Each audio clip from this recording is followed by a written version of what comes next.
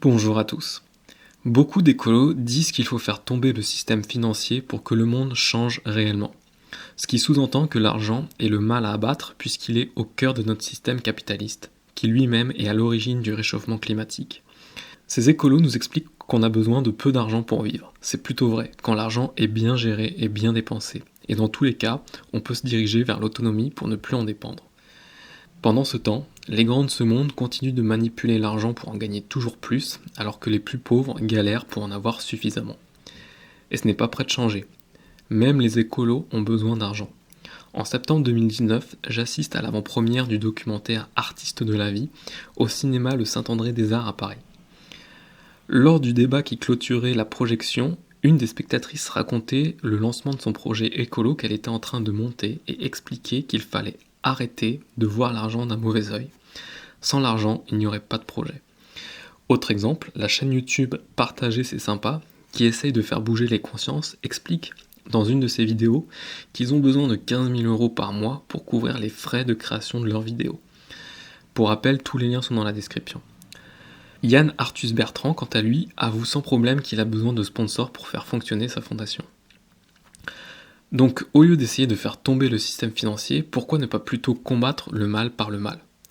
As-tu entendu parler de la société GameStop fin janvier 2021 ? GameStop est une société américaine distributrice des jeux vidéo et de matériel informatique fondée en 1984. En fait, GameStop c'est l'équivalent de nos Micromania en France. D'ailleurs, ce dernier a été racheté par le premier en 2008. Or, depuis quelques années, GameStop et Micromania ne vont pas très bien financièrement, à tel point que des fonds monétaires sont allés à parier sur la diminution du prix de l'action GameStop. C'est malheureusement devenu une pratique courante en bourse. Au lieu d'investir en disant « je crois en cette société, elle va progresser, alors j'investis dedans », certains parient sur la chute d'une entreprise et arrivent à gagner de l'argent de cette manière. Sauf que cette fois, ça n'a pas plu à un groupe de personnes sur Reddit. Pour ceux qui ne connaissent pas Reddit, c'est un site qui regroupe des forums sur tous les sujets possibles et inimaginables dont la plupart sont en anglais. Reddit, c'est à la fois le bien et le mal parce qu'il y a vraiment de très bons forums comme des plus mauvais. Parmi ces forums, il y en a un intitulé Wall Street Bets. En français, on pourrait dire parier sur Wall Street. Les participants de ce forum sont un peu fous parce qu'ils font des investissements dans lesquels personne ne croit.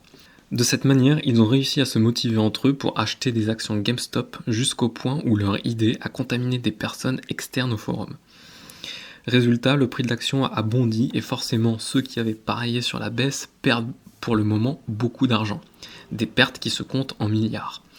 Et à partir de ce moment-là, c'est devenu un sacré bordel. L'application Robinhood, très utilisée en Amérique pour acheter et vendre des actions, a bloqué l'achat d'actions GameStop. C'est une situation ironique quand on s'appelle Robin des Bois et qu'on empêche les pauvres de se rebeller contre les riches. Du coup, les utilisateurs ont écrit énormément de commentaires négatifs sur le Play Store de Google à propos de l'application, mais ça n'a pas empêché Google d'en supprimer plein. Pendant ce temps, Facebook a banni des groupes d'investissement à l'instar de Wall Street Bets. Certains ont même été dire que des politiciens réfléchissaient à une loi pour que cette situation ne se reproduise plus, mais cette dernière information reste à prouver. À l'heure où je fais cet enregistrement, nous sommes fin avril 2021, et depuis cette histoire de GameStop en janvier, l'action fait des montagnes russes, mais elle tient le coup. La société a fait l'annonce qu'elle espérait lever 1 milliard de dollars pour entamer sa reconversion dans l'e-commerce. À savoir que avant cette histoire au mois de janvier, la levée de fonds espérée ne dépassait pas les 100 millions de dollars. L'important à retenir dans cette histoire, c'est que lorsqu'on arrive à coordonner entre guillemets une attaque au même endroit que les riches, c'est la panique. S'il y a une seule phrase à retenir, ce serait celle-ci. Une carte bleue a plus de pouvoir qu'un bulletin de vote. Cette phrase est tellement importante que je vais la répéter. Une carte bleue a plus de pouvoir qu'un bulletin de vote. C'est pour ça qu'aujourd'hui, je suis persuadé que le changement que l'on souhaiterait voir dans le monde arrivera grâce à notre argent. Un autre exemple que l'on retrouve souvent est le suivant. Si tout le monde arrêtait d'aller chez McDo du jour au lendemain, tous les restaurants fermeraient dans les jours qui suivent.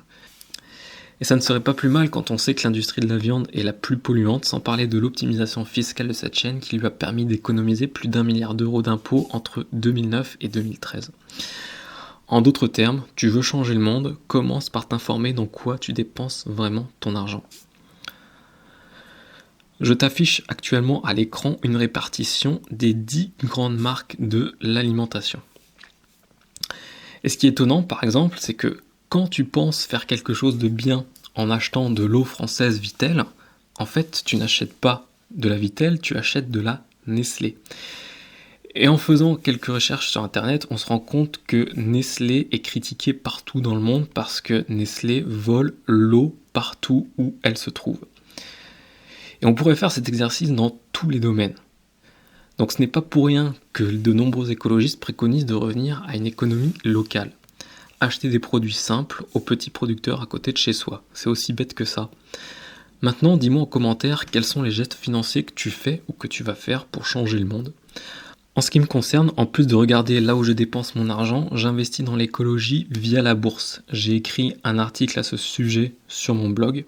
Et bientôt, quand mes finances me le permettront un peu plus, je testerai des plateformes participatives pour des projets écolos, comme par exemple Bluebees. Pour finir, si tu arrives ici par hasard, l'homme heureux, qu'est-ce que c'est ? L'homme heureux, c'est apprendre à rester serein et heureux dans un environnement qui s'effondre. Par exemple, le problème que j'ai remarqué avec les documentaires écolos, c'est qu'ils te stressent en disant que tout va mal et ils te laissent à ce moment-là. L'homme heureux, c'est ce qui vient après les documentaires. Ici et sur mon blog, je diffuse des résumés et des synthèses liées à ce sujet. Mais il y a également ma newsletter dans laquelle j'envoie plusieurs fois par semaine des idées et des actions concrètes pour avancer vers le futur qui nous attend. Si tu es resté jusqu'ici, c'est que le sujet t'intéresse, je t'invite donc fortement à t'inscrire, le lien est dans la description. D'ici là, porte-toi bien et à bientôt.